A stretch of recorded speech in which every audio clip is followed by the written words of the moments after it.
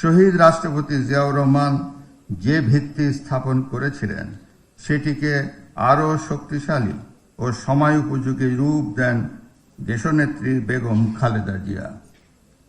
তিনি মেয়েদের জন্য প্রাথমিক শিক্ষা বাধ্যতামূলক এবং দ্বাদশ শ্রেণী পর্যন্ত অবৈতনিক শিক্ষা চালু করেন।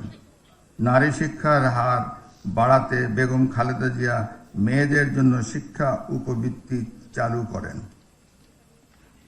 নারী শিক্ষার এই যুগান্তকারী উদ্যোগ আন্তর্জাতিকভাবে প্রশংসিত।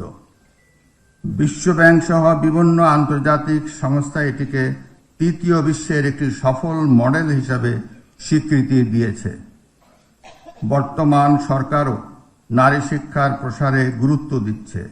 স্নাতকোত্তর পর্যায় পর্যন্ত মেয়েদের জন্য অবৈতনিক শিক্ষার সুযোগ চালুর পরিকল্পনা নিয়েছে সরকার। একই সঙ্গে অর্থনৈতিকভাবে পিছিয়ে পড়া নারীদের ক্ষমতায়নের লক্ষ্যে সরকার ফ্যামিলি কার্ড কর্মসূচি গ্রহণ করেছে। কাল বাদ পরশু অর্থাৎ আগামী 10ই মার্চ থেকে এই যুগান্তকারী কর্মসূচি শুরু হচ্ছে জেনে আমি খুবই আনন্দিত।